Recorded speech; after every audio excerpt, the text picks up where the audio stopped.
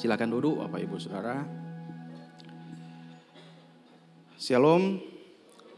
Selamat pagi untuk kita semua. Saudara, kalau kita membaca bagian-bagian firman Tuhan, maka kita akan menemukan bahwa kita sebagai orang-orang yang percaya itu diminta oleh Tuhan supaya hidup kita ini menjadi berdampak untuk orang lain. Kita memiliki hidup yang baik sehingga kehidupan kita ini bisa berdampak. Misalnya kalau kita membaca bagian firman Tuhan di Filipi 4 misalnya ayat 5, kita dikatakan supaya kebaikan hati kita ini diketahui oleh semua orang. Artinya seharusnya orang yang tidak percaya kepada Tuhan Yesus itu mengenal kita sebagai orang-orang percaya, sebagai orang-orang yang baik. Tapi saudara, tentunya kalau kita mau mewujudkan itu, maka kita harus membiasakan hal-hal yang baik dalam hidup kita dan pada akhirnya menjadi karakter yang baik. Dan itulah yang menjadi tema kita di bulan Februari ini, yaitu dampak melalui karakter. Di bulan yang kemarin, di bulan Januari, kita sudah belajar sepanjang bulan Januari bagaimana kehidupan yang berdampak melalui kebiasaan baik. Dan di bulan Februari ini, sepanjang bulan ini kita akan belajar firman Tuhan bersama-sama dari tema ini, yaitu dampak melalui karakter. Mari kita baca bersama-sama firman Tuhan dari Lukas pasal 15 ayat 11 sampai ayat yang ke-32. Lukas pasal 15 ayat 11 sampai ayat yang ke-32. Karena bagian ini cukup panjang, maka kita akan baca bagian ini bergantian. Saya ayat 11, Bapak Ibu Saudara ayat 12, kita bergantian sampai ayat yang ke-32. Saya berharap supaya dalam pembacaan ini kita betul-betul membaca, tidak sekedar lewat begitu saja, supaya di dalam penjelasan nanti kita bisa memahami dengan baik. Kalau kita membaca teks ini juga dengan penuh pengertian. Judul perikopnya adalah perumpamaan tentang anak yang hilang. Yesus berkata lagi, ada seorang mempunyai 2 anak laki-laki.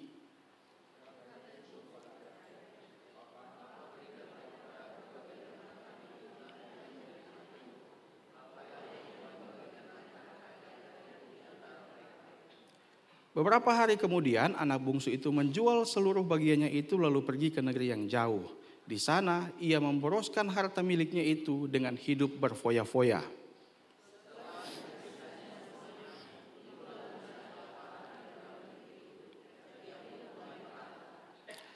Lalu ia pergi dan bekerja pada seorang majikan di negeri itu. Orang itu menyuruhnya ke ladang untuk menjaga babinya.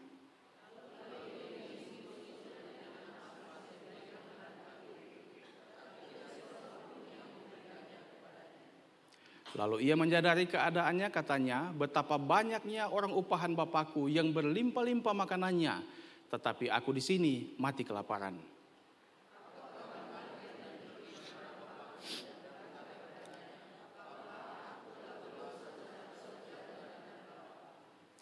Aku tidak layak lagi disebutkan anak Bapa, jadikanlah aku salah seorang upahan Bapa.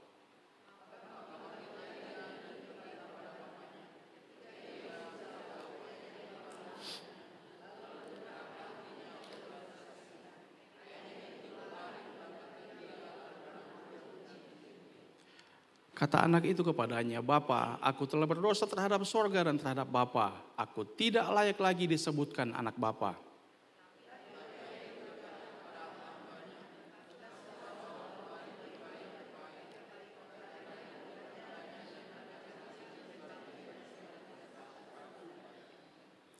Dan ambillah anak lembu tambun itu, sembelilah dia, dan marilah kita makan dan bersuka cita.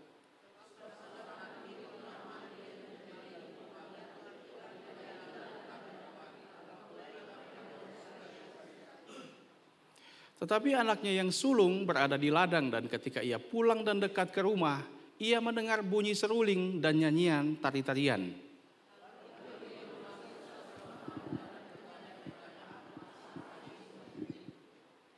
Jawab hamba itu, adikmu telah kembali dan ayahmu telah menyembelih anak lembu tambun karena ia mendapatkannya kembali dengan sehat.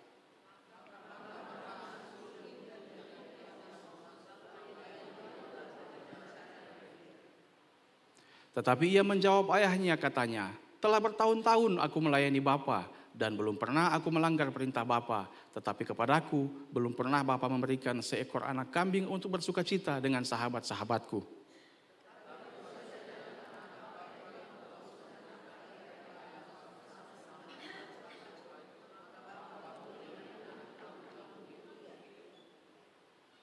Kata ayahnya kepadanya, "Anakku, engkau selalu bersama-sama dengan aku, dan segala kepunyaanku adalah kepunyaanmu."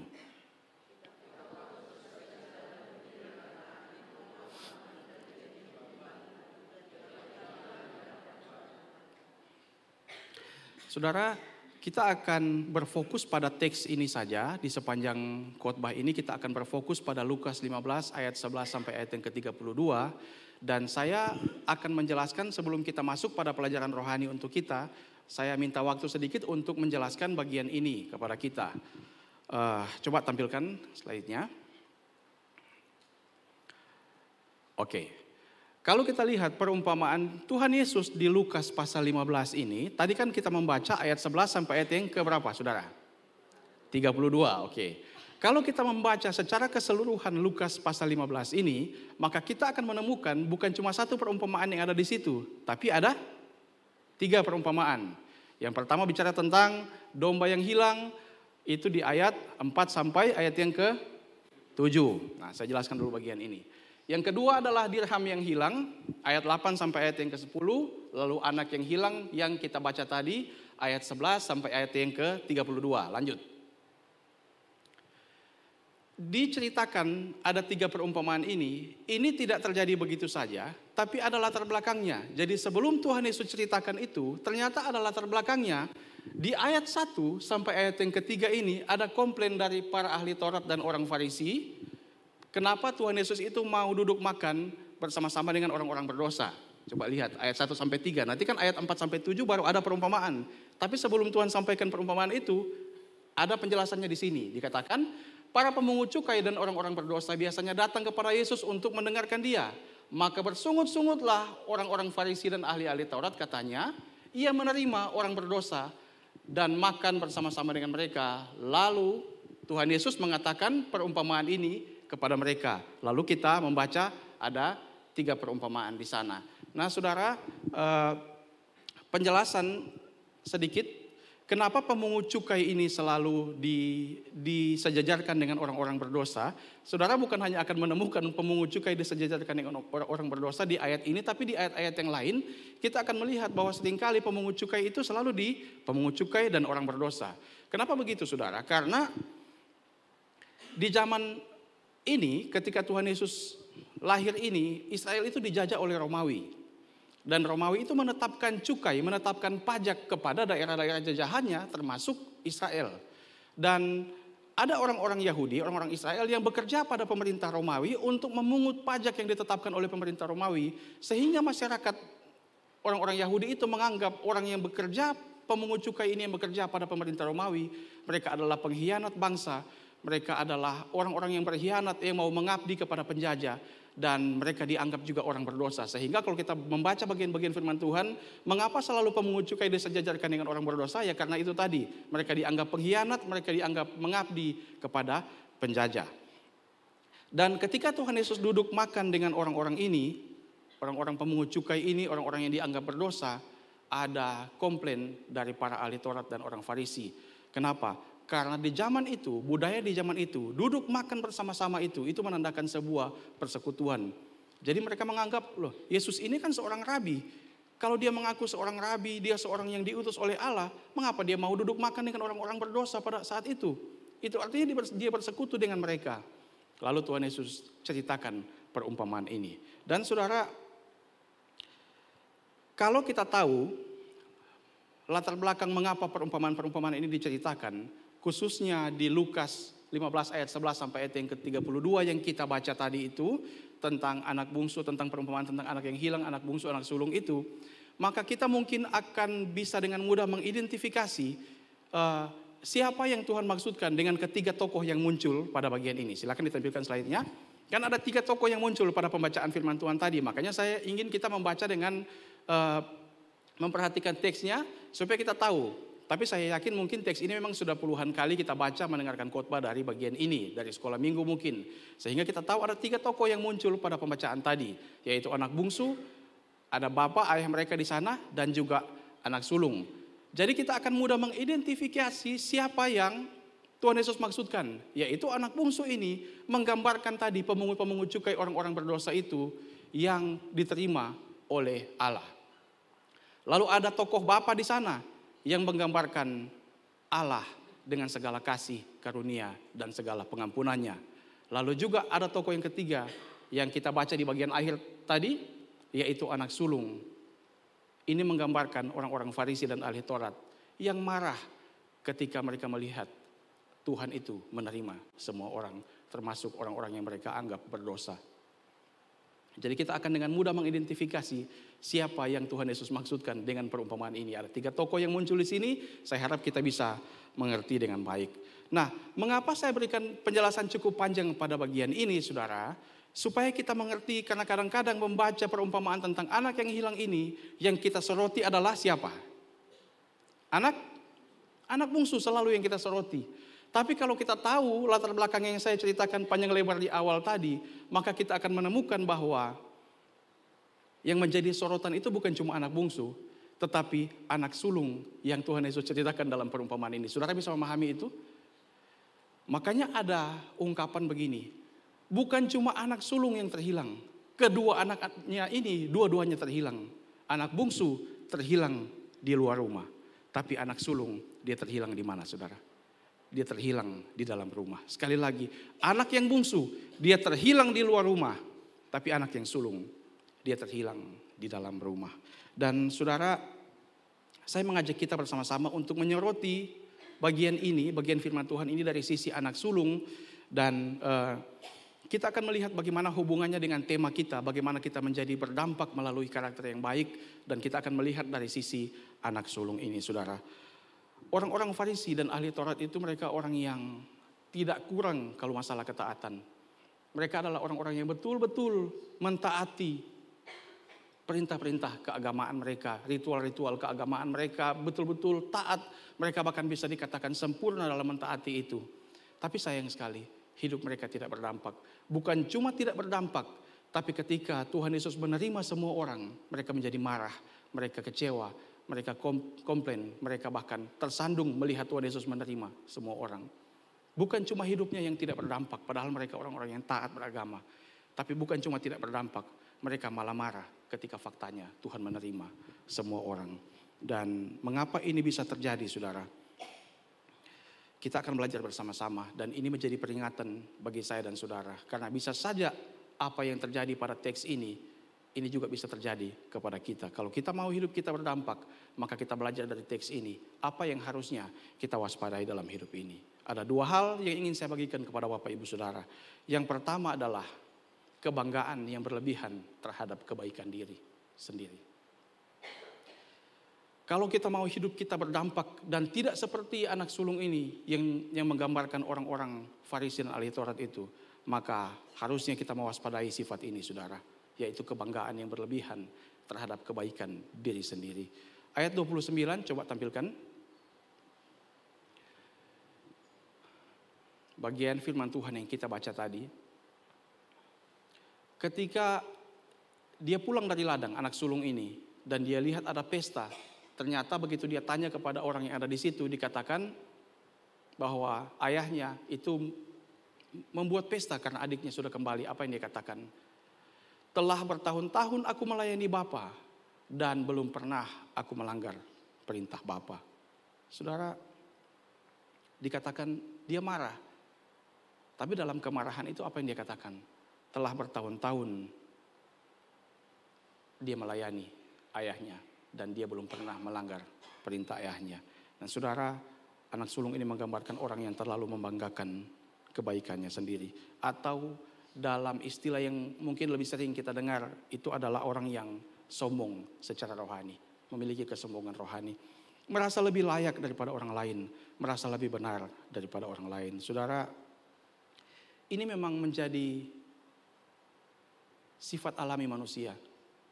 Kita harus akui itu bahwa kadang-kadang Kalau kita sudah lakukan kebaikan, kalau kita sudah beribadah, kalau kita sudah melayani, mulai timbul ada rasa sombong, ada rasa lebih layak daripada orang lain. Mari kita akui itu.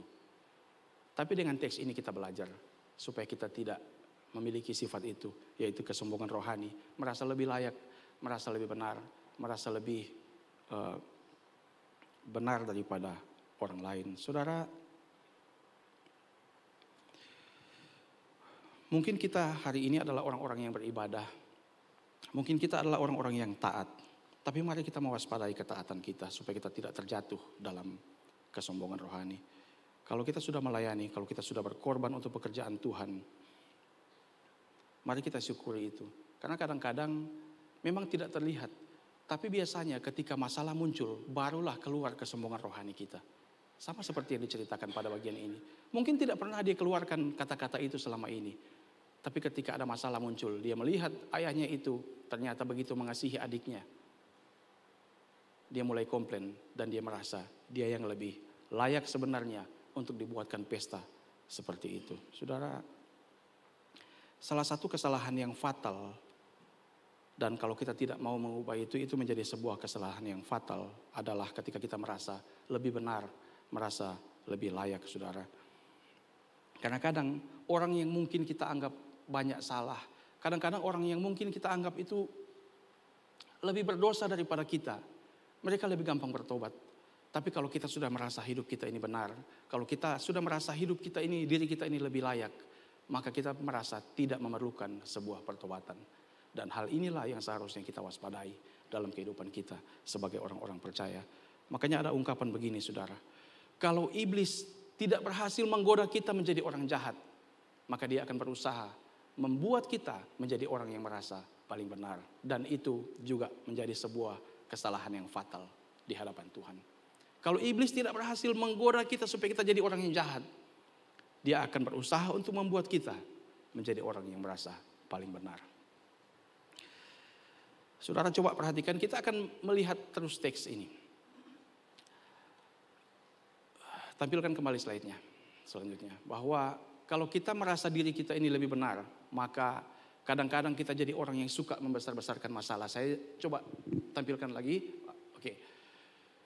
Kita jadi orang yang suka mengungkit kesalahan orang lain, membesar-besarkan, mencari-cari kesalahan orang lain. Coba saudara lihat bagian ini ya yang kita baca tadi. Kita bandingkan antara ayat 13 dan ayat yang ke-30. Ayat 13 ini keterangannya begini, saudara. Beberapa hari kemudian anak bungsu itu menjual seluruh bagiannya itu, lalu pergi ke negeri yang jauh. Nah, perhatikan yang saya kasih tanda merah ini. Di sana ia memboroskan harta miliknya itu dengan hidup berfoya-foya. Tapi kemudian di ayat 30 ketika anak sulung ini marah, apa yang dia katakan? Tetapi baru saja datang anak bapa yang telah memboroskan kekayaan bapa bersama dengan pelacur-pelacur, maka bapa menyembelih anak lembu tambun itu untuk dia. Saudara bisa menangkap maksudnya? Kalau kita membandingkan kedua ayat ini, di ayat 13 itu tidak ada keterangan dia memboroskan harta itu dengan pelacur-pelacur. Tapi kemudian ketika anak sulung ini marah di ayat 30, dia mulai menambah bagian itu. Dia katakan memboroskan dengan pelacur-pelacur. Kita tidak tahu yang dia katakan ini betul atau tidak. Kita tidak tahu. Bisa jadi betul, bisa jadi tidak. Tapi orang yang merasa lebih benar itu kadang-kadang suka mengungkit-ungkit kesalahan orang lain. Kalau cerita ini memang betul, berarti dia mengungkit kesalahan orang lain, membesar-besarkan. Kalau ceritanya ini tidak betul, berarti dia menambah-nambah kesalahan orang lain, padahal orang tidak lakukan. Saya tidak bilang berarti kita menutup-nutupi dosa, bukan begitu saudara, itu konteks yang lain. Tapi dalam bagian ini kita belajar supaya kita tidak merasa diri lebih benar. Dan kemudian suka mengungkit kesalahan orang lain, mencari-cari kesalahan orang lain. Dan sikap ini sungguh berbeda dengan sikap ayahnya. Coba saudara lihat, ini sungguh berbeda dengan sikap sang bapa yang diceritakan di bagian ini. Ayat 18 sampai ayat 19 ini ketika anak bungsu ini sudah kelaparan, dia katakan, aku akan bangkit dan pergi kepada bapakku dan berkata kepadanya, Bapa, aku telah berdosa terhadap sorga dan terhadap Bapa. Aku tidak layak lagi disebutkan anak Bapa. Lalu kemudian yang saya kasih tanda merah, jadikanlah aku sebagai salah seorang upahan Bapa. Tapi coba lihat di ayat 21 dan 22, kata anak itu kepadanya, Bapa, aku telah berdosa. Ini kata-kata yang sama terhadap sorga dan terhadap Bapa. Aku tidak layak lagi disebutkan anak Bapa. Perkataannya berhenti sampai di situ. Belum sempat dia lanjutkan pada kalimat yang saya beri tanda merah ini. Bapaknya sudah potong bagian itu. Tapi ayahnya berkata kepada hamba-hambanya, lekaslah, bawa kemari jubah, bawa sepatu, bawa cincin, dan pakaikan kepadanya. Artinya apa? Dia tidak mau lagi dengar tentang penyesalan-penyesalan itu. Dia tidak perlu lagi dengar bahwa saya sudah melakukan ini, saya sudah tidak layak lagi, saya dijadikan upahan. Dia tidak lagi mau mendengarkan itu. Dia sudah mengampuni, makanya dia potong kalimat itu. Memang kalau saudara mungkin membaca di terjemahan yang lain, kalimat itu, kedua kalimat ini sama persis. Tapi dalam teks aslinya memang kalimat yang kedua itu tidak ada. Memang kalimat itu terpotong. Supaya memberitahukan kepada kita bahwa sikap anak sulung ini sungguh berbeda dengan sikap ayahnya. Yang tidak lagi mengingat-ingat kesalahan anak bungsunya ini. Selain itu saudara, kalau kita merasa lebih benar daripada orang lain, bukan hanya kita menjadi orang yang suka mengungkit-ungkit, membesar-besarkan masalah, kesalahan orang lain, tapi juga kadang ada hal yang kita lupa, bahwa siapapun dia, itu adalah saudara kita. Sebesar apapun kesalahan orang lain, mari jangan melupakan bahwa semua orang itu adalah saudara. Coba tampilkan slide-nya. Kadang kita melupakan ini ketika kita mulai merasa lebih layak daripada orang lain. Dikatakan di ayat 30, tetapi baru saja datang anak bapa yang telah memboroskan harta kekayaan dan seterusnya. Dia tidak lagi menyebutkan adiknya itu sebagai adik saya atau saudara saya.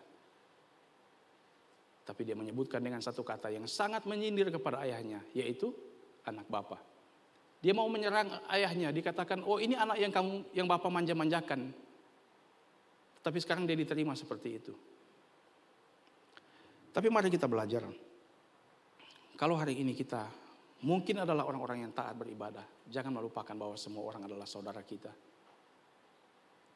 Jangan melupakan satu sebutan yang paling agung, yaitu saudara. Kalau hari ini kita tidak melakukan hal-hal yang jahat mungkin saudara, kita adalah orang-orang yang beribadah, orang-orang yang melayani Tuhan. Kita tidak melakukan pelanggaran-pelanggaran moral seperti yang dilakukan orang di luar sana. Tapi marilah kita tidak perlu jatuh ke dalam kesombongan rohani. Seharusnya kita bersyukur dengan penuh kerendahan hati, karena Tuhanlah yang menjaga kita. Amin saudara. Seharusnya kita penuh dengan ucapan syukur karena Tuhanlah yang menjaga kita kalau kita tidak melakukan kejahatan.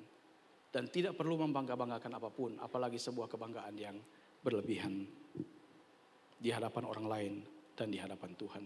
Saudara, saya ingat kata-kata seorang Muhammad Gandhi. Dia katakan begini, kalau saja kehidupan orang-orang Kristen itu berada dalam teladan Kristus, maka seluruh dunia bisa-bisa menjadi Kristen. Tapi itu menjadi pertanyaan bagi saya dan saudara. Sudahkah kita ini membangun kebiasaan-kebiasaan yang baik sehingga itu menjadi karakter yang baik. Dan lewat karakter yang baik itu hidup kita menjadi berdampak untuk orang lain. Itu menjadi pertanyaan bagi kita semua. Bagi Bapak Ibu Saudara, bagi kami para hamba-hamba Tuhan. Kita sama-sama berjuang untuk hidup yang lebih baik lagi. Amin. Itu yang pertama, yang harusnya kita waspadai supaya hidup kita ini bisa berdampak untuk orang lain. Jangan bangga berlebihan menjadi sombong rohani atas kebaikan diri sendiri. Yang kedua, yang terakhir saudara, apa yang seharusnya kita waspadai dari kehidupan kita. Yang kedua, dalam teks ini kita menemukan tentang ketaatan yang berorientasi pada kepentingan pribadi. Ini yang seharusnya kita jauhkan juga dari hidup kita kalau kita mau kita ini menjadi orang yang berdampak, yang memiliki karakter yang baik. Yaitu ketaatan yang hanya berorientasi pada kepentingan pribadi. Coba tampilkan kembali ayat yang ke-29, ayat 29. Tetapi ia menjawab ayahnya, katanya, telah bertahun-tahun aku melayani Bapa dan belum pernah aku melanggar perintah Bapa. Tetapi kepadaku belum pernah Bapa memberikan seekor anak kambing untuk bersuka cita dengan sahabat-sahabatku.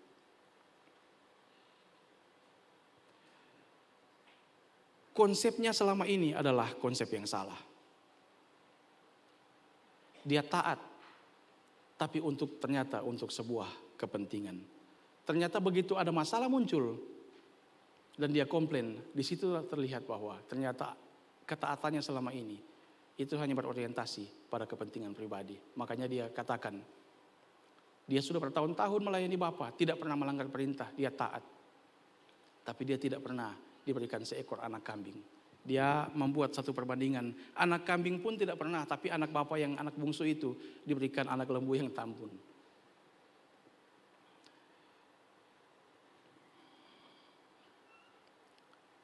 Tapi satu hal yang sering kita lupa adalah begini, saudara. Coba tampilkan slide-nya. Ini perkataan penting oleh bapaknya di ayat 31. Kata ayahnya kepadanya, anakku, engkau selalu bersama-sama dengan aku. Dan segala kepunyaanku adalah kepunyaanmu. Satu hal yang sering kita lupakan adalah begini. Tuhan itu mau membangun relasi dengan kita. Tapi yang kita lakukan adalah transaksi. Tuhan selalu mau membangun satu relasi yang intim. Tapi yang kita lakukan adalah transaksi. Ini menjadi satu ironi dalam kehidupan kekristenan kita. Bahwa kita ingin, Tuhan mau supaya kita selalu membangun satu relasi yang intim. Tapi menjadi satu ironi dalam kekristenan bahwa kita selalu melakukan transaksi dengan Tuhan. Kalau saya taat, saya dapat apa? Kalau saya beribadah, saya dapat apa? Kalau saya melayani, saya dapat apa? Kita membangun transaksi. Tapi kalau kita lihat di ayat yang ke-31, itu perkataan Sang Bapa yang mewakili perkataan Allah. Dikatakan engkau selalu bersama-sama dengan aku. Segala kepunyaanku adalah segala kepunyaanmu. Mari jangan melakukan transaksi dengan Tuhan. Tapi terus membangun satu relasi yang intim dengan Tuhan. Amin, saudara. Ketaatan tidak akan membawa, ketaatan yang berpusat pada diri sendiri, yang hanya berorientasi pada kepentingan kita itu, tidak akan membawa dampak apa-apa bagi orang lain, saudara. Tanpa sebuah ketulusan, seharusnya ketaatan kita itu bukan berpusat pada diri kita, tapi berpusat pada Tuhan. Kita lakukan ketaatan karena kita mengasihi Tuhan dengan penuh kesadaran bahwa Tuhan sudah lebih dahulu mengasihi kita. Kalau kita tidak melakukan itu, maka yang orang lihat hanyalah ambisi kita dalam kehidupan peribadatan kita. Yang orang rasakan hanyalah sebuah pencitraan dalam ketaatan, dalam kehidupan peribadatan kita. Yang orang nilai hanyalah kita membutuhkan pujian dan pengakuan dari orang lain. Tapi saya meyakini, kalau kita taat dengan didasari karena kasih kepada Tuhan, dengan penuh kesadaran karena Tuhan sudah berkorban untuk kita, maka saya yakin ketika kita taat, ketaatan itu akan membawa dampak yang baik bagi orang lain. Bagian terakhir yang ingin saya sampaikan adalah begini, saudara. Siapapun kita tidak tahu, kita mungkin yang paling tahu kita ada di posisi mana. Apakah hari ini kita di posisi sebagai anak bungsu, ataukah kita di posisi sebagai anak sulung? Kita yang paling tahu, apakah hari ini kita ini sudah menjadi seperti anak bungsu ini, yang melakukan banyak kesalahan dan dosa di hadapan Tuhan. Atau posisi kita seperti anak sulung ini yang suka menghakimi orang lain. Tapi yang jangan saudara lupakan adalah tokoh utama dalam cerita ini adalah Sang Bapa dengan segala kasih karunia dan pengampunan. Sebenarnya tokoh utama dalam cerita ini adalah Sang Bapa itu, adalah Allah dengan segala kasih karunia dan segala pengampunannya. Dan kita bisa melihat realita itu dalam kehidupan kita hari ini. Ada banyak orang yang diceritakan seperti anak sulung ini. Yang mungkin bagi kita, orang ini tidak mungkin bisa bertobat. Orang ini melakukan begitu banyak kejahatan. Dia begitu akan membenci mungkin kekristenan. Dia mungkin begitu membenci gereja. Tapi bukankah ada banyak orang yang hari ini kita lihat ada di gereja sedang melayani Tuhan. Itu kenapa, saudara? Karena ada kasih Allah. Karena ada pengampunan dan kasih karunia Allah. Tapi juga mari kita mengakui bahwa kita sebagai orang-orang yang sudah melayani, betapa seringnya kita melakukan kesalahan seperti anak sulung ini, yang menghakimi orang lain, yang membesar-besarkan kesalahan orang lain. Tapi nyatanya Tuhan masih izinkan kita melayani sampai hari ini. Jadi apapun posisi kita sekarang, lihatlah ada kasih Bapa yang begitu mengasihi semua orang. Dan kalau Allah mau mengampuni semua orang, mengasihi semua orang, seharusnya kasih itulah yang kita pancarkan kepada orang lain supaya hidup kita ini menjadi berdampak. Amin saudara. Kalau kita ingin menjadi berdampak, maka marilah kita sama-sama menjadi orang yang berubah. Membuang sifat-sifat yang buruk, karakter yang buruk dari hidup kita. Waspadai rasa bangga yang berlebihan terhadap kebaikan kita. Jangan melakukan ketaatan yang hanya berorientasi pada diri sendiri. Bukan membangun relasi yang intim dengan Tuhan, tapi membangun sebuah transaksi dengan Tuhan. Tuhan itu baik dan Dia akan selalu menolong kita seperti cerita dalam perumpamaan ini. Dan ketika kita membangun satu relasi yang intim dengan Tuhan, maka saya percaya hidup kita ini akan berdampak bagi orang lain, membawa kemuliaan bagi Tuhan. Amin saudara.